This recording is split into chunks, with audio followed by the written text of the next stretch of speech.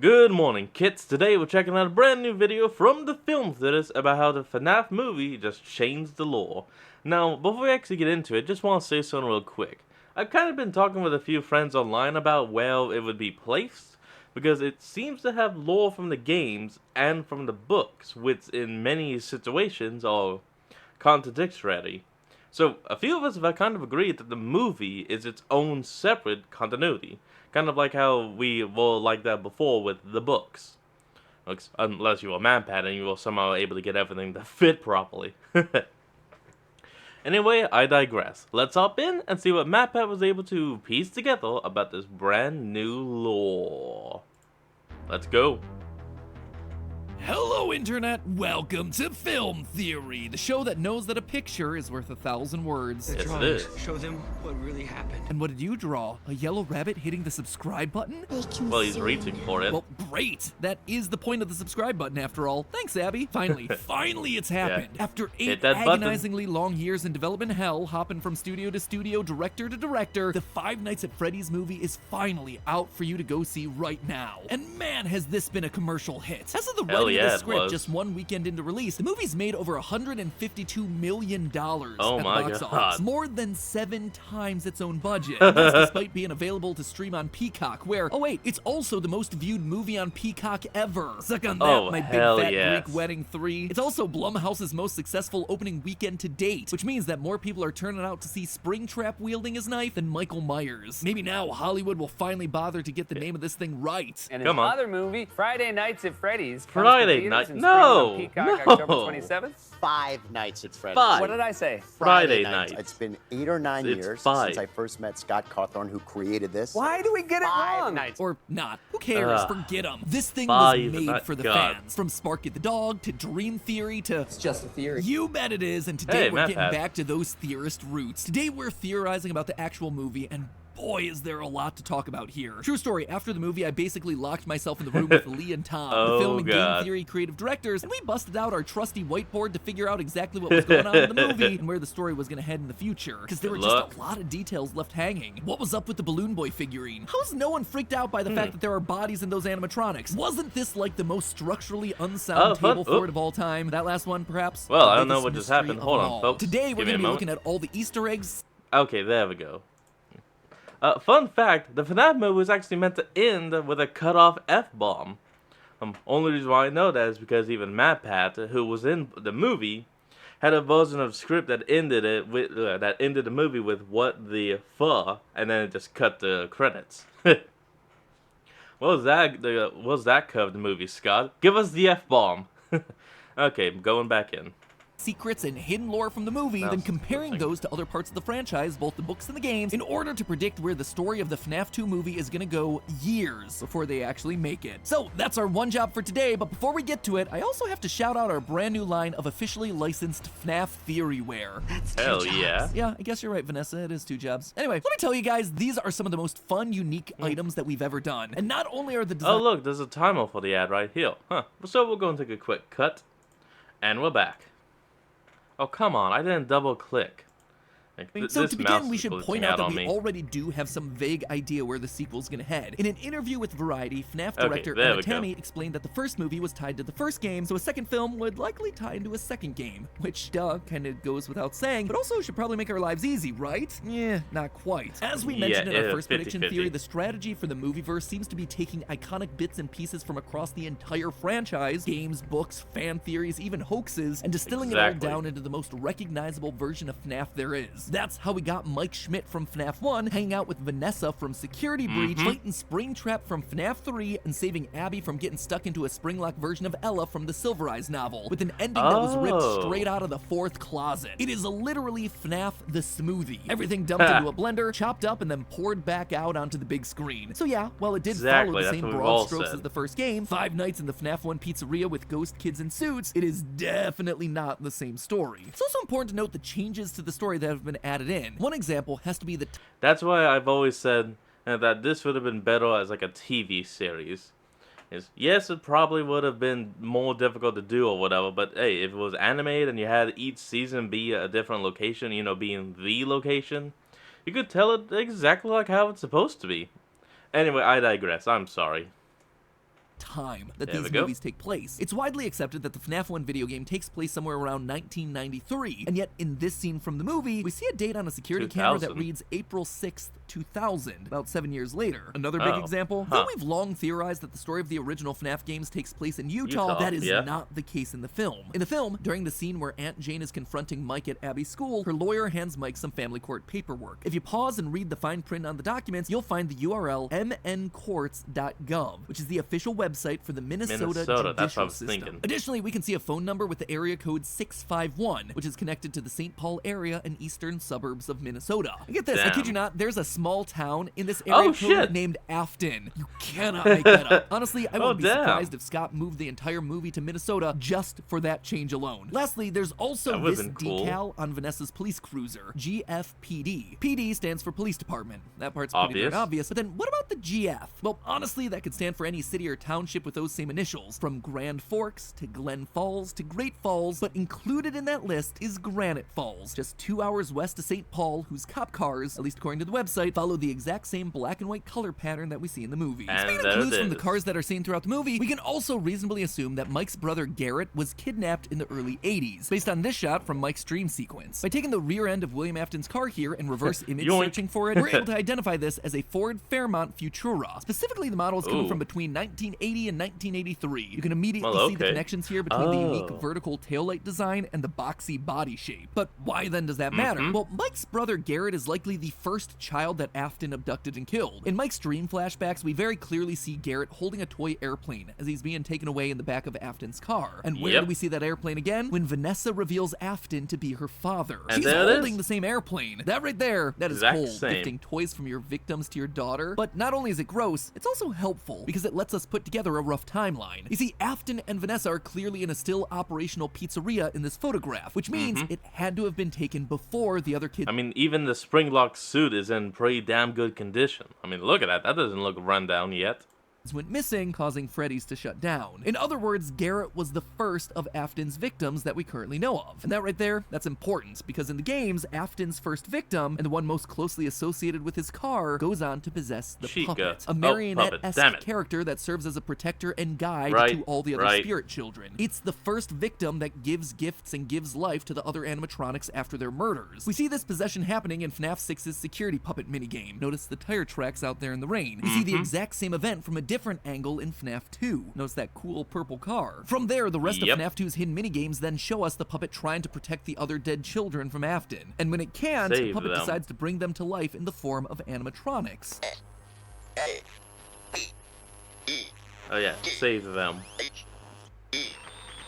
The robotic voice here is spelling Save out them. save them. Does it sound familiar? It should. That same robotic voice appears at the very end of the movie's credits. D-O-M-E-F-I-N-E-M-E. Once the whole thing Come wraps, the find voice me. is spelled out, "Come find me," in the exact same way that the puppet Ooh. communicated to the player in the FNAF 2 minigames. And who needs to This be is found in the good. movie? Garrett. See, the fact that they never resolved what exactly happened to Garrett was a big thing that stuck out to me when I was watching this thing. After all, it was Mike's entire motivation and his only clear outright connection to both Afton and Vanessa. His fate is definitely going to come up again in the sequel, and all the signs are pointing to the puppet from the FNAF 2 video game. What's more, did you notice the music that was playing during that section? It's a music box. Another nod to the puppet, who in the Yep. games is kept calm by constantly winding a music box. In short, Garrett if you is don't wind that, possessing you're the dead. puppet in this world, and here he is literally trying to tell Mike and the audience to come find him in the sequel. But stop for a minute and consider Well, the method of okay. Afton's crime here. It is different from all the rest. He's out in nature. He kidnaps Garrett and presumably leaves him alive longer than his normal victims. He keeps the kid's Yeah. toy and then gives it to his daughter. They're even in a completely different state. Unlike the rest of Afton's crimes, where he just lures kids to the back of the pizzeria and kills them, here things And goes feel stab, stab, premeditated. stab. They feel personal. And that would align with both the games and the books, where Afton's first murder isn't just a random killing, it's targeted against one person, his business partner and the Henry original builder Emily. of the animatronics, Henry. Small souls trapped in prisons of my making, now set to new purpose.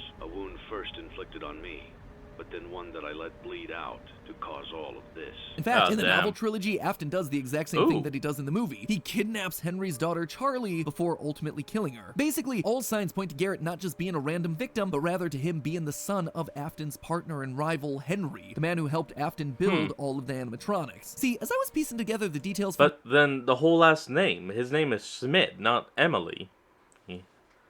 So that kind of throws that out, unless they for some reason decided to make Henry's last name Schmidt for the movie. the movie, I started to notice something. The Afton and Schmidt families from the movie seem awfully close to the family structures from the games, except in reverse. You see, in the game series, we know that yeah. Afton has himself 3 children, Michael, Crying Child, and Elizabeth. The oldest son, Michael, plays a prank as a kid, which gets his younger brother killed in the false iconic death. Bite of 1983. From there on, Mike becomes obsessed with atoning for his mistake, eventually becoming a security guard and releasing the spirit of his brother into the afterlife. Then, there's Via the video Elizabeth, who games. eventually gets trapped and dies inside a baby, a suit that is increasingly looking to be a spring-lock animatronic. Now, let's check out the Schmidt family over in the movie. You have, again, a family of 3, 2 boys and a girl. Mike, the older brother, is a security guard who's obsessed with atoning for the time that he got his younger brother Garrett Well, hit except the age of the little girl and little boy have kind of been swapped. Because wasn't Elizabeth meant to be the middle child? Which is now the spot Garrett technically held before before his abduction. I'm sorry, I'm still waking up. My brain is not fully functional yet. kidnapped and killed. Then there's Abby, who's nearly trapped and killed inside the Ella suit, a spring-lock animatronic. They literally match 1 for 1. Meanwhile, Afton in the movie seems to have himself only 1 daughter, Vanessa, just like Henry had himself 1 daughter, Charlie, in the games. So if they've switched dynamics, that yeah, can make that's Mike's right. dad here the representative of Henry Emily from the games. Her mom died a little while back, and Dad, he couldn't handle it, so... They leave Mike's dad's fate vague. To me, looks like it was deliberately done in case they ever wanted to bring Mike's dad back into the story in a role similar to Henry's. But perhaps most interesting of all, if you look in the background of the employee training video, you can see a man who looks very similar to Mike's dad working on the animatronics, It's just hard like to Henry tell. would have done in the game's canon. This is also as Oop, hold on folks, we'll be right back.